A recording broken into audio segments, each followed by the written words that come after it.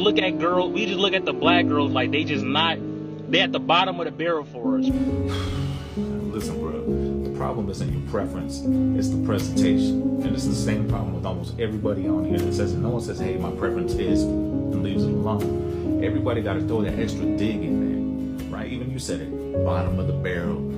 These sisters ain't bottom of the barrel, my guy. Do you understand? You put down your mother, your sister, your auntie, your grandma, anybody that was a black woman in your family when you say shit like that. Have your preferences. It's okay. But stop going the extra dig, man. These sisters need to be protected, my guy. And you out here just throwing dirt and opening the door for other people to keep disrespecting. That shit ain't cool. Sisters, don't fuck with me. I nut and buck for y'all. You don't like my preference? Fuck you. Argue with your daddy, not me. There's nothing sweeter than seeing a non-black man defending black women. I love it. There's nothing sweeter than seeing non-black men defending black women. And that is something I want you to watch today. So I want you to see videos of non-black men basically defending black women. There's a type of racism which black women face, which I don't think any other group faces. And before you tell me why you're just singling out black women, why not black men as well?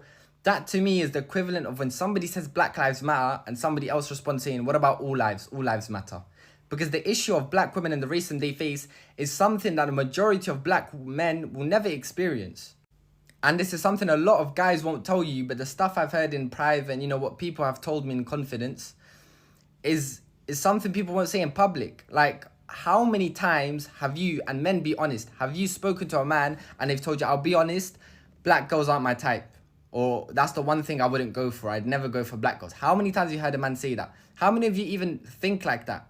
Be honest. And now compare that to black men if you really want. If you really want to tell me like, why you're not comparing black men to same, like, girls, be honest. How many of you have genuinely heard people say black men are not my type? I'd never go for a black man.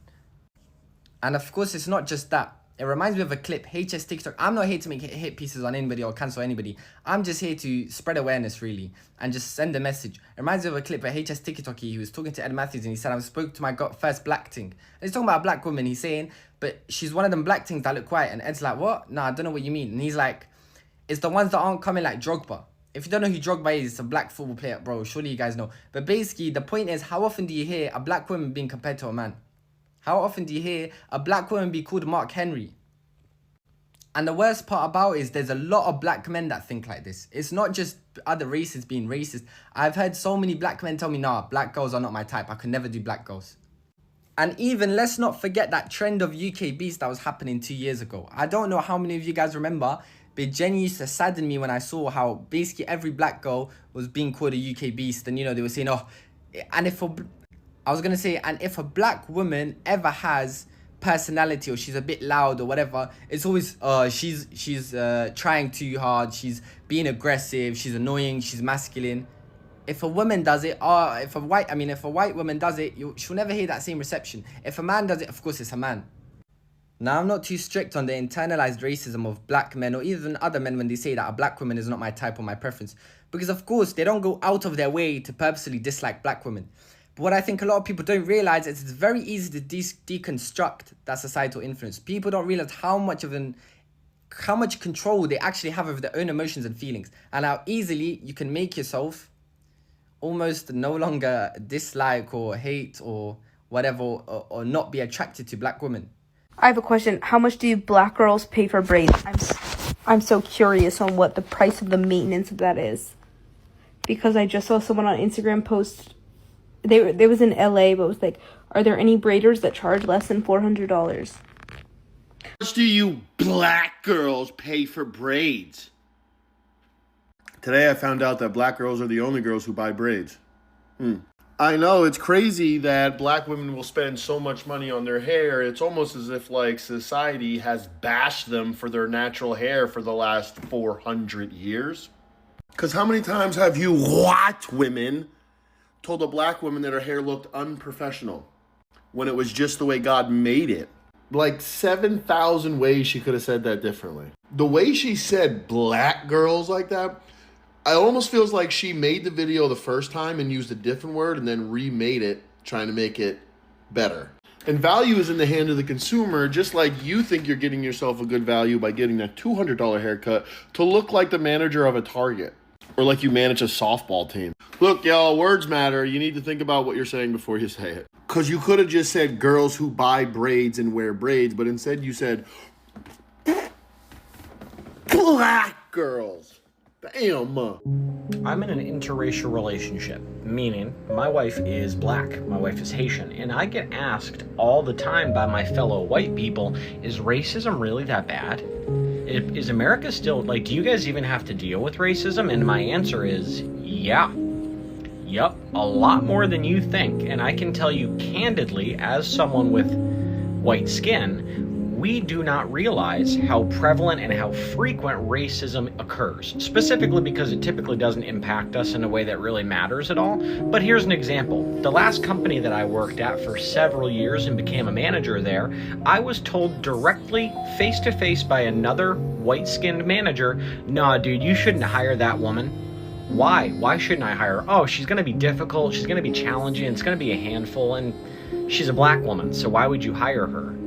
That's literally what he told me to my face. Now, obviously, I don't work for that company anymore for one reason or another, but I just want to let you know that as someone with white skin, I can tell you factually that no matter if you want racism to be over, just because that would be more convenient for you, racism is alive and well in America, and until people start standing up for one another and shaming those people and making them uncomfortable for sharing those bigoted racist thoughts, it's not going anywhere. So just because you feel like racism doesn't exist anymore in America, I promise you, black people and brown people in our country are dealing with it on a daily basis. So do not tell them just to get over it. Oh, just stop talking about it. Just stop focusing on it. That must be nice. Your privilege is showing. I love when I go on social media, I see positive videos about black women. I love when I go on social media and see people talk about black women in the sense or in the talking point of them understanding that black women are human, because I feel like the world do not give black women grace. The world do not treat black women as human. The world strip a lot of things from black women, and people judge black women so very harshly. So anytime I see non-black men who actually understand what we go through, to sit down on camera to talk about it, especially when you're talking about it, you're not talking about it as if you're lost. You're not talking about it as if someone is forcing you. You're not talking about it as if you're talking about it for views. You're basically talking about it with all your genuine intention, with everything in you, with good knowledge of what you're talking about. I'm always like, wow, wow. I know that there are a lot of black men who are also defending black women, but I feel like a lot of times it is their job to actually do that because they are our men. They can do that. But non-black men do not owe black women anything. So anytime I'm seeing them defending black women, it often gladdens my heart. But guys, this is just my opinion. I want to know what you think in the comment section. Do you love watching this kind of videos? I love watching this kind of videos. I love seeing non-black men defending black women. But I want to know what you think in the comment section. Do not forget to subscribe, like, and comment. Let me see you in my next one. Thank you, guys.